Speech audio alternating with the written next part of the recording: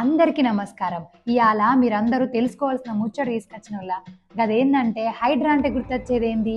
అక్రమ కట్టడాలు కూల్పేసుడు, చెరువుల మీద బంగ్లాలు అపార్ట్మెంట్లు కట్టినోళ్ళే కూల్పేసుడే కదా. అయితే ఇలా హైడ్రా పంజా విసిరిందుల్లా ఎక్కడెక్కడ అంటే బాచుపల్లి బౌరంపేట చెరువు, దుండిగల్ కత్వా చెరువు, మాదాపూర్ సున్నపు చెరువుల పైన అక్రమ కట్టడాలు అన్ని కూల్పేస్తేందుకైతే ఇలా పంజా విసిరింది.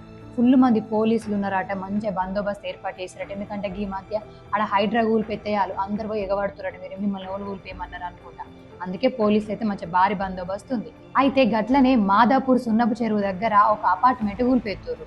కూల్పేయంగా ఆ మహిళ యజమాని ఉంటది, అపార్ట్మెంట్ మహిళ, ఆమె బోరు ఏడ్చిందట, బాగా ఏడ్చిందట. నా అపార్ట్మెంట్ కూల్పెత్తురు, మేము ఆల్రెడీ కోర్టులో కేసు వేసినాం, ఆ కేసు నడుతుండగా ఎట్లా కూల్పెత్తారు, మా కడుపు ఎట్లా కొడతారు, మిమ్మల్ని మేము ఎన్నుకున్నది ఎందుకేనా అనుకుంటా బాగా ఏడ్చిందట.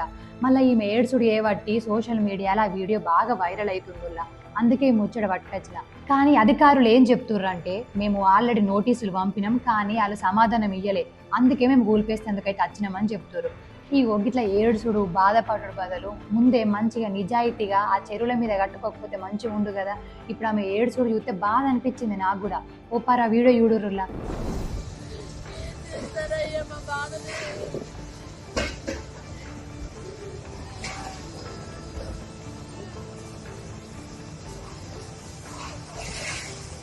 అది రాంగ్ అని చెప్పారని మేము కోర్టులో వేస్తాం. మరి కోర్టు ఎందుకు ఉందండి? మేము ఎందుకు వెళ్ళాలి కోర్టుకి? ఇన్ని సంవత్సరాలు మేము డబ్బు ఖర్చు పెట్టుకొని కోర్టుకి ఎందుకు వెళ్ళాము? ఏం బాబు, నువ్వు వచ్చి మమ్మల్ని మా కడుపులు కొట్టడానికి నువ్వు వచ్చావు. ఆ మహాబాడు కేసీఆర్ కేసు చెప్పించాడు తెలంగాణ.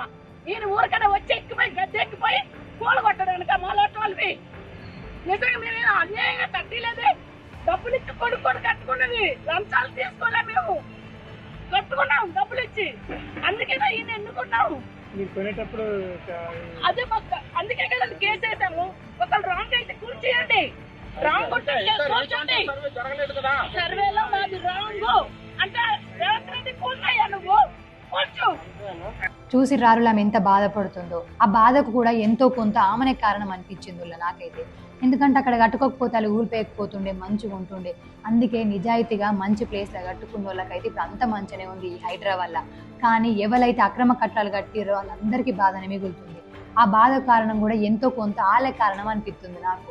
ఏదైతే ఏముంది, హైడ్రా అయితే ఒక మంచి పనే వల్ల ఈ చెరువుల మీద అన్ని ఊల్పెడితే మన తరతరాలకు నీళ్లు మంచిగా ఉంటాయని నాకైతే అనిపించింది. మీకేమనిపిస్తుందో కామెంట్ పెట్టుర్రి. మళ్ళొక్క ముచ్చటతో మేము ముంగడికత్తా. చూడుర్రి, రేపు నా బుజ్జి వస్తుంది. ఇంకేంది, ఇంకా గణపతి పండుగ 2 రోజులు ఇక రేపు రాకపోతే ఎట్లా? నేను అస్సలే ఊక్కోను. వార్తలు నొక్కానే ఎప్పుడైతుంది. నా బుజ్జి కూడా రేపు వస్తుంది, అందరు ఎదురు చూసుకుంటుండ్రి. అంతవరకు చూసుకుంటూనే ఉండుర్రి మన వంశీ టీవీ ఛానల్. బాయ్.